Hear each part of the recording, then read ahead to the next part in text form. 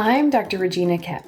I'm a board-certified clinical psychologist, and I specialize with older adults and families. I created the Psychology of Aging podcast to answer some of the most common questions I get about aging. Questions about mental health and wellness, changes in the brain, like with dementia, relationships and sex, caregiving, and even end of life.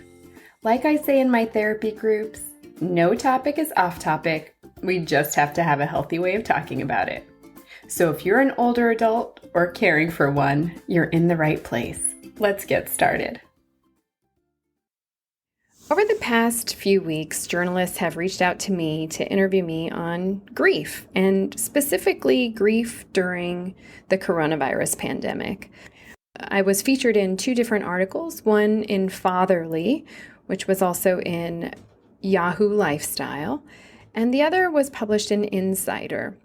Both had to do with grief during COVID. These articles did a pretty good job talking about grief, and I'll link to each of them in the show notes. But I wanted to take this discussion about grief a little deeper, and especially as it relates to older adults and their families. So I've decided to create a 2-part series on grief during the coronavirus pandemic. So in today's episode, I'll be talking about anticipatory grief and ambiguous loss. And next week, I'll talk about grief and bereavement and other types of grief called disenfranchised grief. The reason I'm breaking them up into 2 parts is anticipatory grief and ambiguous loss are experienced often before a clear delineation of life and death. Grief and bereavement and disenfranchised grief kind of occur after a person dies. And so I thought it would be a helpful distinction. So in each episode, I'll be defining the different types of grief that I mentioned and how they show up during COVID. And I'll also share what you can do to take care of yourself and your loved ones who are grieving. Okay, so today I'll be talking about 2 types of grief that are actually not commonly discussed, but are very commonly experienced. So the first type of grief that I want to start with is called anticipatory grief. And anticipatory grief is essentially preparatory grief. Let me say that again. Anticipatory grief is essentially preparatory grief. It's grieving in advance of the loss. What's important to know about anticipatory grief is that we're not preparing to grieve. We're actually in a state of grief before the loss. It's actually part of the normal process of grieving. Like, imagine the moment you or a significant person in your life gets a diagnosis of a life-altering medical condition, you begin to grieve. It's actually normal to grieve and to feel sadness before a loss actually occurs. So with anticipatory grief, many of the same feelings arise as do with grief after or bereavement after somebody dies. So feelings like sadness and fear, anger, guilt, injustice, dread, and doom.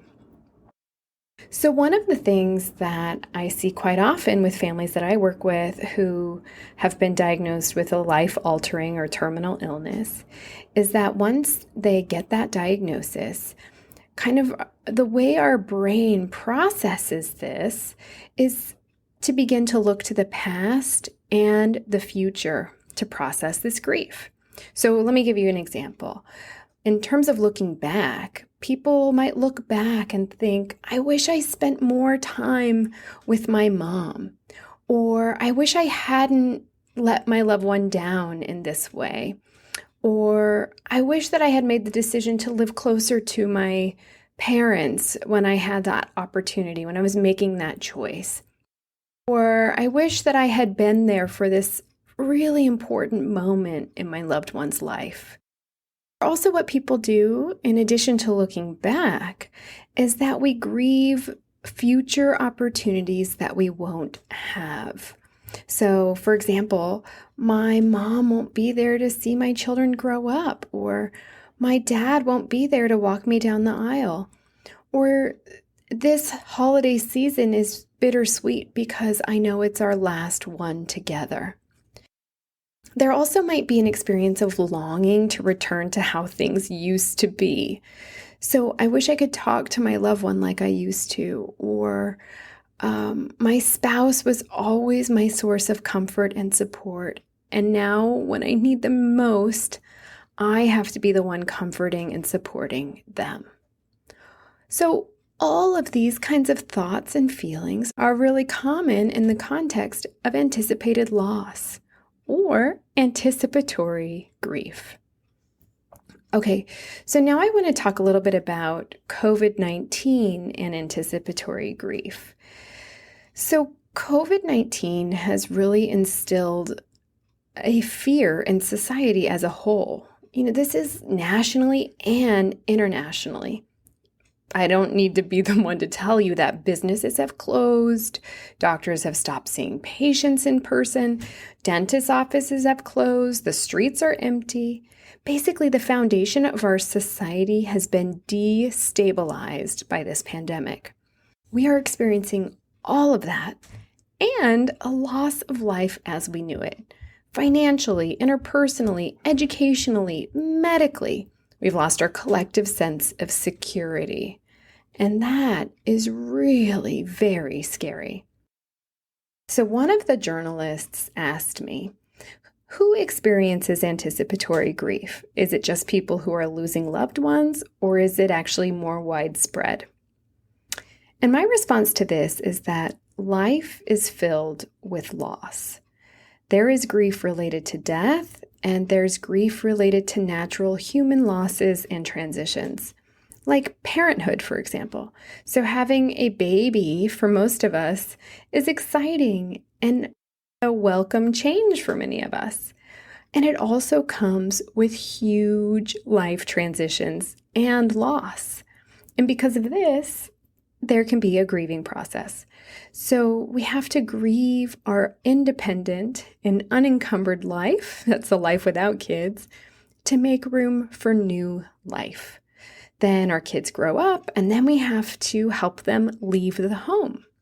And even though it's a healthy thing to help our young adults launch and be independent, it's a healthy transition to help our young adults do that, the family has to adjust to being empty nesters. Then we have some grieving to do there as well. But then it's not over. Then there's caring for older adults and loved ones with illness. And then this whole notion of helping our older adults and our older loved ones die with dignity and a sense of peace. So really, all throughout our life, we're experiencing transitions and loss, and we're experiencing anticipatory grief. So anticipatory grief is messy and it's emotional. In general, grief is raw. I remember reading a book, Mystic River. Do you remember that movie a year, maybe decades ago now, with Sean Penn? Well, there was a book, right? It's called Mystic River. And in the book, the author described grief as being bare naked, and everybody could see him in his bareness. And he was exposed and raw, and you could not hide it. And so when we grieve, that's what it's like. It is really raw. People are bare and exposed. There's sadness, there's fear, and there's suffering. I'll also say that grieving isn't something that we can choose to do or not do. Grief is a normal human experience that helps us to process loss and move through transitions in our life. It also helps us integrate all of our life experiences. It's very painful and it's necessary. And when we don't take the time to grieve, and when we postpone it by avoiding, and maybe we avoid by over drinking or overeating or isolating ourselves, then we run the risk of problems down the road. So there's actually another term for this kind of grief called postponed grief. And so what postponed grief means is that you actually put it off for later, right? But the problem with this is that once you get to the place where you're ready to grieve, other people might have processed their grief connected to that and integrated it into their life and maybe not be at a place to support you that they once were. And so that could leave you in a lurch. That could leave you all alone and struggling to process this grief by yourself. Now I want to move to another type of grief and loss called ambiguous grief. Ambiguous loss is a term that I have tremendous gratitude for. And let me share why, because it sounds strange that I would say that I'm grateful for it. But in my work with families with terminal and life-altering illnesses, with dementia, with lots of unexplained pain and suffering, there are few terms in our vocabulary and our meager understanding as humans that can adequately capture how significant some of the losses that we experience in life are. And ambiguous loss is one of these terms that does it. And so that's why I have tremendous gratitude. It actually helps us to place this insurmountable amount of suffering. And so let me tell you what ambiguous loss is. So Dr. Pauline Boss was a pioneer in describing and defining ambiguous loss. I'll link to her website in my show notes, and you can learn a little bit more about her and ambiguous loss. Just a side note, I have no connection or affiliation with her. I've never ever met her. I just appreciate her discussion about ambiguous loss. So ambiguous loss is different from ordinary loss, and that there's not necessarily a verification of death or certainty that the person will return to the way that they used to be. It can be very confusing for families, and it prevents people from being able to integrate the loss and move forward in their life. And so it can have the effect of like freezing people in place. And I'm going to give you some examples of ambiguous loss. And why it's so important now during the coronavirus pandemic. So Dr. Boss describes two different types of ambiguous loss. So type 1 occurs when there is a physical absence with a psychological presence. So this includes situations where a loved one is physically missing or gone. And common examples of this are divorce, adoption, and loss of physical contact with family and friends because of immigration. But we're seeing this kind of ambiguous loss of physical absence with psychological presence during the coronavirus pandemic. And let me tell you how. Last week, I gave lots of examples of older adults living in long-term care communities and their families not being able to visit them in person, or older adults going to the hospital and their loved ones not being able to be there with them. And so those are examples of physical separation and psychological presence. And so people in senior living communities are separated from friends and family. They're not able to have visitors, same in the hospital. And this is occurring, especially when older adults are in the hospital, during a really vulnerable time in their life where their family members need to be there. So this is so upsetting and unsettling for families, because in times of pain and suffering and fear and loss and illness, it's healthy to reach to others for closeness. And it actually helps us to heal and comforts us. But then, because of coronavirus restrictions, we can't be there in person and we can't be close because physical closeness can harm us. that takes away one of our healthiest coping and soothing strategies. This is where ambiguous loss can really help us to understand and capture the intensity of what is happening with these families who can't be with their loved ones. There is a physical absence and a psychological presence. My aging parent needs me. They're not going to have anybody there to advocate for them in the hospital. My spouse of 60 years needs me. I need to be by their side. I've been there every step of the way, and now I can't be, and it is heartbreaking. And so as if illness was not hard enough, now there's separation to contend with as well. And that is ambiguous loss, type 1. Ambiguous loss, type 2, is when there is psychological absence with physical presence. For all of you caring for a loved one with dementia, you have or will experience this type of ambiguous loss.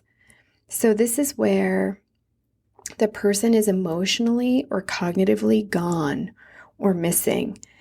I hear people talk about losing their loved one with dementia in bits and pieces, or my loved one is physically there, but their personality is not the same. I am having to learn how to love the stranger that my mom has become. So that was actually a quote from Lauren Dykowitz, and I interviewed her a couple of months ago about her mom. Her mom was diagnosed with early onset dementia when she was very young, and Lauren Dykowitz talks about her journey with caring for her mom with dementia for 10 years and having to love the stranger that her mom has become. And that encapsulates this idea of ambiguous loss that comes with dementia. Her mom is physically there, but her personality and psychologically, it's different or it's gone. And that's so painful because you're relying on the bond to carry you in caregiving, and the person is changing and you see them chip away in bits and pieces. And so you're constantly grieving. They call dementia the long goodbye, and that is exactly why. Let me also just point out that the person who is caring for a loved one with dementia, who their loved one is living in a long-term care community and they're on lockdown, is experiencing both types of ambiguous loss. They're experiencing the physical distance and the psychological distance.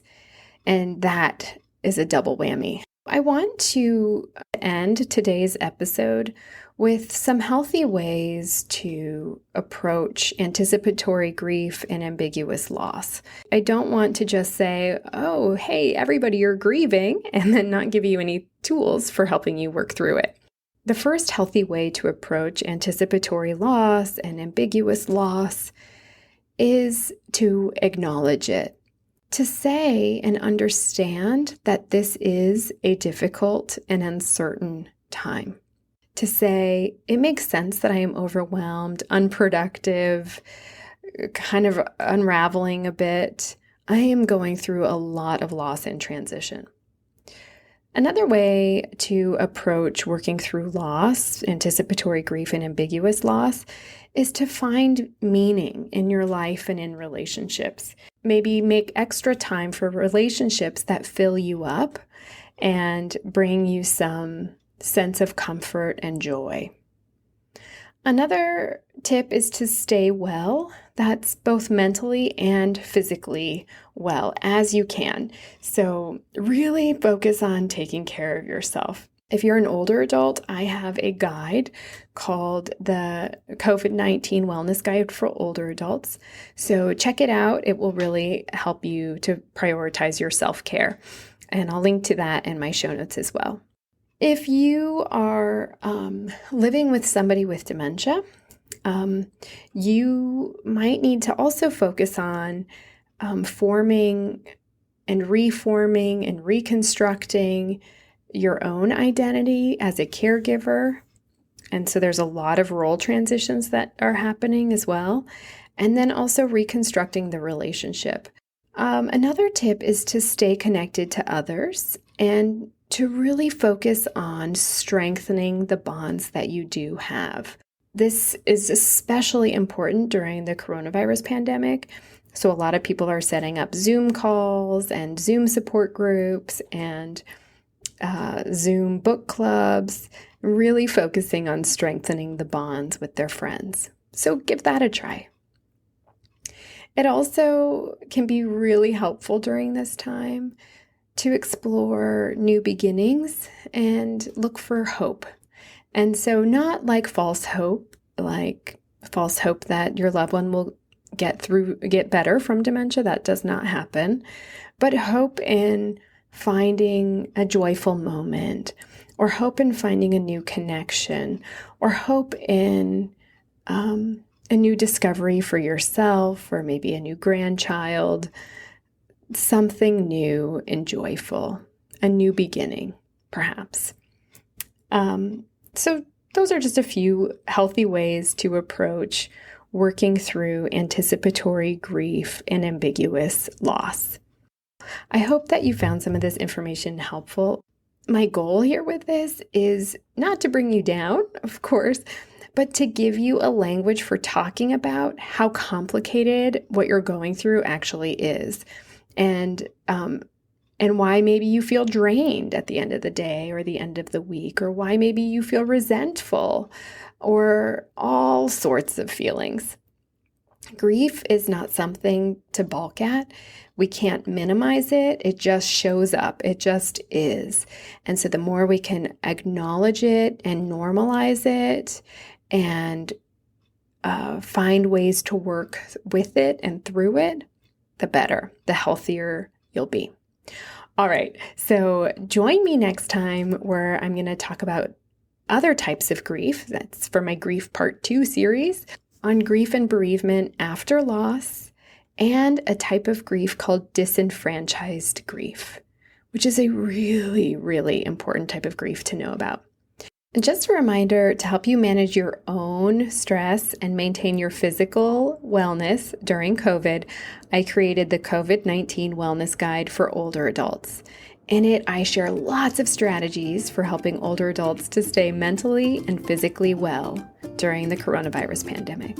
So grab your free copy in my show notes, or you can just go to www.drfordr.com, that's KOEPP.com/COVID wellness. If you're caring for an older adult, grab that guide as well. It will help you out. So if you like this episode, be sure to subscribe so you'll be the first to know when new episodes are released, and leave a review. So subscriptions and reviews actually help people to find this show, because nobody should do this aging and caregiving thing alone. In wrapping up, it's important to share that the ideas I talk about and express in this episode are mine alone, and that information I share does not take the place of licensed medical or mental health care. All right, that's all for now. So I'll see you same time, same place next Wednesday. Lots of love to you and your family. Bye for now.